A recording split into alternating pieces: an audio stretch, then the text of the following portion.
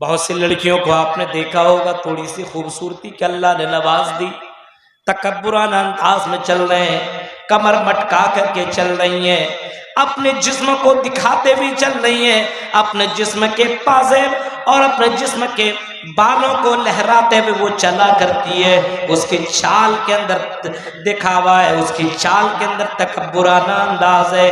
فرمایا اللہ کے نیک بندے وہ نہیں ہیں، بلکہ اللہ کے نیک بندے وہ ہیں جو زمین کے اوپر عاجزانہ طور کے اوپر چلا کرتے ہیں، وہ چلتے چلتے بھی اللہ کا شکر ادا کرتے ہیں۔ جب وہ زمین کے اوپر چلتے ہیں تب بھی ایسا لگتا ہے کہ یہ بندہ اللہ کی تعریف کرتے ہوئے چل رہا ہے۔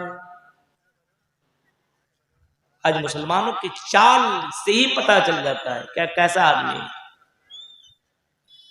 چلنے کا ایک مزاج ہونا چاہیے۔ قرآن نے تو ایسے لوگوں کو باقاعدہ تنبیہ بھی کیا ہے، منع بھی کیا ہے، اور اللہ تعالیٰ نے باقاعدہ ان کو وارننگ بھی دی ہے، اور ایک طریقے سے کہہ لیجیے دھمکی دی ہے، اور اللہ نے اس کو منع بھی کیا ہے۔ وَلَا تَمْشِ فِي الْأَرْضِ مَرَحًا، اے میرے بندو تم زمین کے اوپر اکڑتے ہوئے نہ چلو، زمین کے اوپر تم تکبرانہ انداز میں نہ چلو۔ تم سے بڑے بڑے رئیس اور چودھری آئے، بڑے پیسے والے دنیا کے اندر آئے، وہ تکبرانہ انداز میں چلا کرتے تھے، ہم نے دنیا میں اسے باقی نہیں رکھا، اور تھوڑے سے پیسے والوں، اے امیر زادے لوگوں، تم زمین کے اوپر تکبرانہ انداز میں چلنے کی کوشش مت کرو۔ وَلَا تَمْشِ فِي الْأَرْضِ مَرَحًا، زمین کے اوپر چلو، تکبرانہ انداز میں مت چلو۔ کیوں؟ تم تکبرانہ انداز میں اگر چلو گے تو اس تکبرانہ انداز میں تم کچھ کر نہیں سکتے ہو، تم چلنے کی وجہ سے تم زمین کو بھی پھاڑ نہیں سکتے ہو، تم پہاڑ تک بھی پہنچ نہیں سکتے ہو۔ اِنَّكَ لَن تَخْرِقَ الْأَرْضَ وَلَن تَبْلُغَ الْجِبَالَ طُولًا، اے میرے بندو اگر تم تکبرانہ انداز میں چلا کرتے ہو، تیرے چلنے کی وجہ سے زمین نہیں پھٹے گی، تیرے پاس اتنا پاور نہیں ہے کہ تو چل کر کے میری زمین کو پھاڑ ڈالے، تیرے پاس اتنی طاقت نہیں ہے اور تیرے پاس اتنی قوت نہیں ہے کہ تو پہاڑ تک پہنچ سکتا ہے۔ جب تو زمین کو پھاڑ نہیں سکتا، جب تو پہاڑ تک پہنچ نہیں سکتا ہے، تو زمین کے اوپر تم تکبرانہ انداز میں کیوں چلا کرتے ہو؟ جب زمین کے اوپر چلو تو ایسا لگے تم بالکل عاجزی طور پر اور ایک اچھے انسان اور رحمان کے نیک بندے بن کر کے زمین کے اوپر تم چلا کرو۔ وہ ہیں اللہ کے نیک بندے۔ بہت سے لوگوں کو دیکھیے تھوڑی سے پڑھ کر کے کہیں سے آ گیا، بہت سے پبلک باقاعدہ شکایتیں کرتی کہ مولوی صاحب فلاں آدمی ہمیں سلام نہیں کرتا ہے، بڑا مفتی علامہ مدنی اور یہ وہ بن گیا، تو بہت سے لوگوں کی طرف سے بات آتی ہے کہ فلاں مولوی صاحب سلام ہی نہیں کرتے ہیں۔ ہم مولوی صاحب ہم تمہیں اس میں سلام کریں، تم ہمیں کرو، نہیں کریں گے سلام، ایسا نہیں ہے۔ جب میرے نبی راستے میں چلا کرتے تھے تو اللہ کے نبی بچوں کو بھی سلام کیا کرتے تھے، بوڑھوں کو بھی سلام کیا کرتے تھے۔ یہ ہمارے اور آپ کے نبی تھے، رحمت للعالمین تھے۔ میرے بھائیوں جب وہ راستے میں چلا کرتے تھے تو یہ نہیں کہتے تھے لوگوں میں تیرا نبی ہوں تو مجھے سلام کر، میں تیرا رسول ہوں تو مجھے سلام کر، بلکہ اللہ کے نبی سلام کے اندر پہل کیا کرتے تھے، اور آپ نے سلام کے اندر پہل کرنے کی کوشش کی ہے، اور آپ نے باقاعدہ یہاں تک فرمایا ہے جب تم گھر کے اندر داخل ہو، جب گھر کے اندر تم انٹری کرو تو سلام کرتے ہوئے تم انٹری کرو۔ تم اگر بڑے ہو تو اپنی جگہ ہو، لیکن اگر تمہیں بڑا بننا ہے، اگر تمہیں اللہ کی نظر میں اچھا بننا ہے تو جناب محمد رسول اللہ کی پیروی تمہیں کرنی پڑے گی، تب تم بڑے ہوگے، ورنہ اپنے حساب سے تو تم چاہو کہ ہم بڑے بن جائیں تو بڑے نہیں بن سکتے ہو۔ زمین کے اوپر تکبرانہ انداز میں نہیں چلنا چاہیے، اور جو لوگ چلا ان کا حال کیا ہوا قرآن کریم کے اندر بھی موجود ہے، فَخَسَفْنَا بِهِ وَبِدَارِهِ الْأَرْضَ، ایسے تکبر اور گھمنڈ اور فخر کرنے والے کو ہم نے زمین کے اندر دھسا دیا۔ قارون اپنے خزانے کے ساتھ لاؤ لشکر کے ساتھ چل رہا تھا، تکبرانہ انداز میں زمین کے اوپر چلتا ہوا جا رہا تھا. وہ اپنے پیسے کے اوپر، اپنی دولت کے اوپر اتنا تکبر اور اتنا گھمنڈ اسے تھا، اسے لگتا تھا کہ اس سے بڑھ کر کے پیسے والا کوئی نہیں ہے. وہ کوئی دوسرے کو سلام کیا کرے، اس کو تم بڑھ کر کے سلام کر، اس کا پیر تو پکڑ، اس کی قدر تو کر. لیکن میرے بھائیوں، اللہ کو یہ ادا پسند نہ آئی اور اللہ تعالیٰ نے اس بندے کو، اللہ تعالیٰ نے زمین کو حکم دیا، اے زمین بیچ میں سے پھٹ جا اور اپنے اندر اس کو جذب کر لے اور دھسا دے. زمین نے اللہ کا حکم مانا اور زمین کے اندر وہ قارون اپنے خزانے کے ساتھ دھستا چلا گیا. نبی اکرم فرماتے ہیں قیامت تک یہ قارون جو گھمنڈ کے انداز میں چلتا تھا، تکبرانہ انداز میں چلا کرتا تھا، قیامت تک وہ دھستا ہی چلا جائے گا. جب بھی آپ چلیے نرم انداز میں چلیے، اس انداز میں چلیے کہ سامنے والے کو یہ نہیں لگنا چاہیے کہ گھمنڈ کر رہا ہے. سینہ دکھاتے ہوئے، ایسے لچکتے ہوئے، بھاگتے ہوئے، ایسے دوڑتے، ایسے چلے. میرے بھائیوں، چلنے کے انداز میں نرمی ہونی چاہیے. چلے تو لگنا چاہیے کہ مسلمان چل جائے. یہ نہیں ہونا چاہیے کہ چلنے ہی میں پتہ چل جائے مسلمان نہیں ہے. یہ چال مسلمان کی نہیں ہو سکتی. زمین کے اوپر آپ چلیے تو بالکل عاجزی طور پر آپ کے چلنے میں لگنا چاہیے کہ ایک مسلمان کا بیٹا، ایک مسلمان کی بیٹی، ایک مسلمان کا بھائی، ایک مسلمان کی بہن چل رہی ہے. یہ انداز ہونا چاہیے چلنے کا. تو اپنے چال کو، کیریکٹر کو بدلیے آپ. اللہ تعالیٰ نے یہاں سب سے پہلے نماز، روزے، حج اور زکوٰۃ کا ذکر نہیں کیا. آپ کی چلنے کے انداز کو، اسی سے پتہ چل جاتا ہے نا آپ کا کیریکٹر کیسا ہے.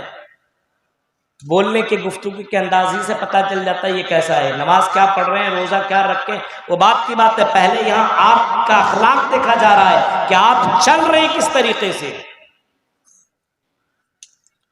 وَإِذَا خَاطَبَهُمُ الْجَاهِلُونَ قَالُوا سَلَامًا. اور جب تم جاہلوں سے مخاطب ہو، جب جاہلوں سے تم مخاطب ہو تو سلام کر کے وہاں سے گزر جایا کرو. ایک جاہل تم سے جھگڑنے کی کوشش کرے تم وہاں سے نکل جایا کرو. ایک جاہل تم کو گالی دینے کی کوشش کرے تم گالی کا جواب گالی میں مت دو. ہمارے یہاں کوئی گالی دے دے کسی کو تو دوسرا والا ایسے لگے گا یہ تو کم گالی دے رہا ہے. دوسرا چالو ہوگا تو ایسا لگے گا یہ پی ایچ ڈی کر کے آیا ہوا ہے. اتنی گالیاں. ایک مسلمان دوسرے مسلمان کو اتنی گالیاں دے، ایک مسلمان دوسرے مسلمان کو اس انداز سے اس کو ٹوکے. جب سامنے والے نے آپ کو گالی دے دی، غلط بات کہہ دیا تو آپ خاموش رہیے، کیونکہ اللہ کے اپنے ایک بندے، آپ اپنی زبان کو گندا نہیں کر سکتے. نبی اکرم جس کو ہم نے اور آپ نے آئیڈیل مانا ہے، اس نبی اکرم صلی اللہ علیہ وسلم کی جیونی دیکھیں گے تو اللہ کے نبی صلی اللہ علیہ وسلم کسی کو برا بھلا نہیں کہتے تھے. حضرت انس بن مالک کہتے ہیں کہ اللہ کے نبی کے ساتھ میں نے 10 سالہ زندگی گزاری، میں نے آپ کو کبھی آپ کی زبان سے غلط جملے نکلتے ہوئے نہیں پایا، کبھی آپ کو میں نے گالی گلوچ دیتے ہوئے نہیں پایا، کبھی آپ کو میں نے کبھی کسی کو برا بھلا کہتے ہوئے نہیں پایا. یہاں تک کہ یہودیوں کی جماعت گزر رہی تھی اور نبی اکرم کے سامنے سے وہ جماعت گزری. اللہ کے نبی اکرم صلی اللہ علیہ وسلم کو دیکھنے کے بعد وہ جماعت کہنے لگتی السلام علیکم، السلام علیکم یا ایھا النبی، اے نبی تمہارے اوپر سام ہو، تمہارے اوپر موت ہو. السلام علیکم کا مطلب تمہارے پر موت ہو. اب عربی جاننے والا سمجھ گیا، اللہ کے نبی جان گئے السلام علیکم یہ کہہ رہے ہیں تمہارے پر موت ہو. حضرت عائشہ بغل میں ہے، اپنے شوہر کی اپنے شوہر کی کو تکلیف دینے والے جملے کو سن کر کے اس کی بیوی برداشت نہ کر سکی. حضرت اما عائشہ نے جواب میں فوراً کہا وعلیکم السلام واللعنہ، اے یہودیو تمہارے اوپر موت ہو اور تمہارے اوپر اللہ کی لعنت ہو، تم مرو تمہارے اوپر اللہ کی لعنت ہو۔ اللہ کے نبی نے جب حضرت عائشہ سے یہ جملہ سنا تو اللہ کے نبی اسی وقت کہنے لگے اے عائشہ محلن ٹھہر جا، زیادہ تیز میں آنے کی ضرورت نہیں ہے۔ اے عائشہ اپنے اوپر کنٹرول کر، اے عائشہ تم اپنی زبان کو گندی مت کر، اے عائشہ تمہیں اس کو بہت برا بھلا کہنے کی ضرورت نہیں ہے۔ حضرت عائشہ کہتی ہیں اے اللہ کے نبی کیا آپ نے سنا نہیں ہے، آپ کو انہوں نے بد دعا دی ہے، آپ کو انہوں نے موت کی بد دعا دی ہے، آپ کو انہوں نے موت کے بارے میں بد دعا دی ہے۔ اللہ کے نبی نے فرمایا اے عائشہ کیا تم نے میرا جواب نہیں سنا؟ میں نے بھی جواب میں کہہ دیا وعلیکم، تمہارے اوپر بھی وہی جو تم میرے لیے کہہ رہے ہو، وعلیکم تمہارے اوپر بھی۔ اب اگلا جملہ نہیں بڑھایا، واللعنہ لعنت ہو اور فلا فلا چیزیں اللہ کی لعنت میں برستی رہے۔ اللہ کے نبی نے اپنی زبان کو گندا نہیں کیا، بلکہ انہوں نے جو جملہ کہا تھا بس وعلیکم کہہ دیا۔ یہاں تک کہ غلط کام میں آپ نے اپنے جملے کو نہیں بڑھایا، لیکن اچھے کام میں اور اچھے الفاظ میں اللہ کے نبی نے فرمایا اگر کوئی بھائی تمہیں سلام کرے تو تم سلام کا جواب ذرا اور انداز میں دیا کرو۔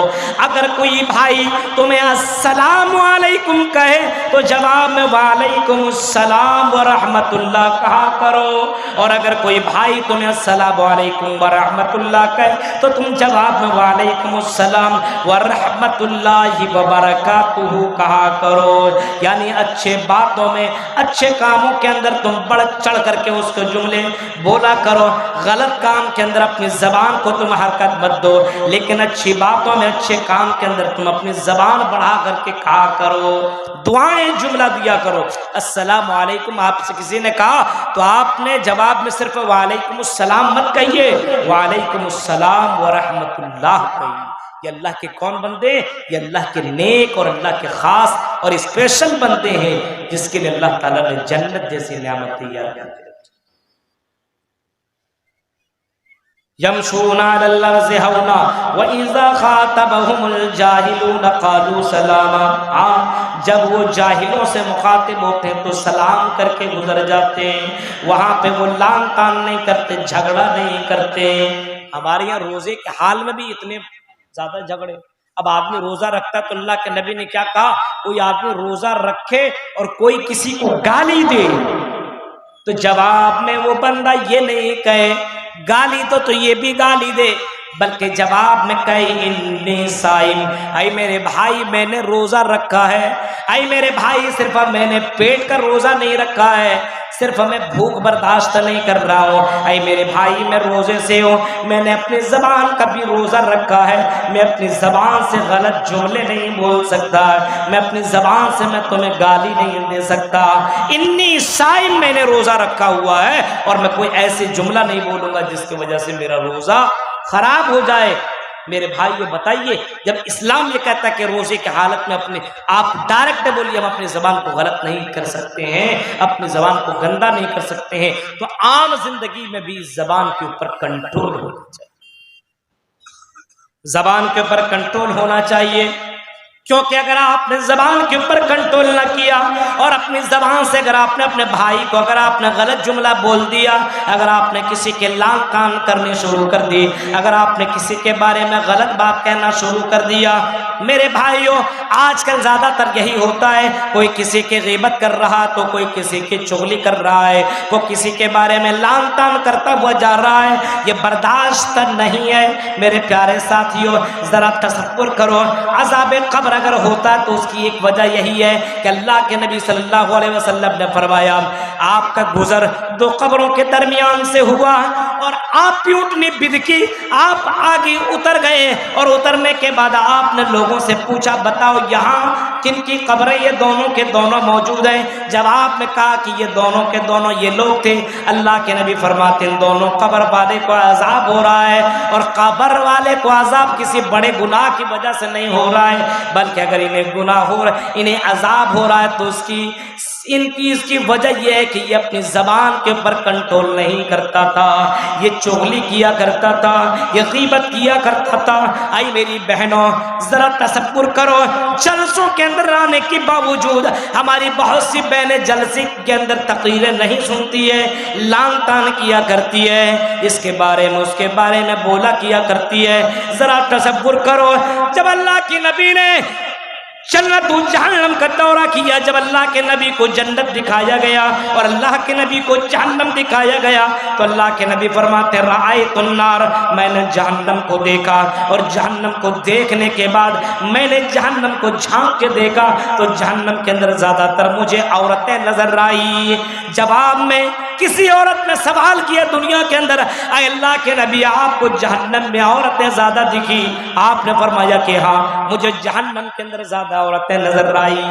کیوں ایسا کیوں؟ مرد کیوں نہیں زیادہ نظر آئے، عورتیں ہی کیوں نظر آئی؟ تو آپ نے جواب میں کہا تھا کہ یہ لان تان زیادہ کیا کرتی ہے، جب تک یہ لان تان نہ کر لے کھانا ہی نہ پچے۔ دو لڑکی کو آپس میں بیٹھا لیجئے اور بولیے چپ رہیے، بے ہوش ہو جائے گی جب تک بات نہیں کرے گی۔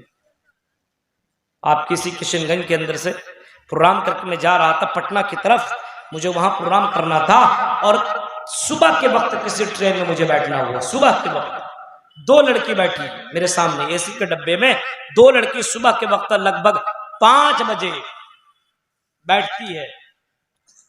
میں پٹنہ پہنچ رہا ہوں 12 بجے، 5 بجے سے لے کر کے 12 بجے تک وہ دونوں لڑکیاں 1 منٹ کے لیے چپ نہیں رہی۔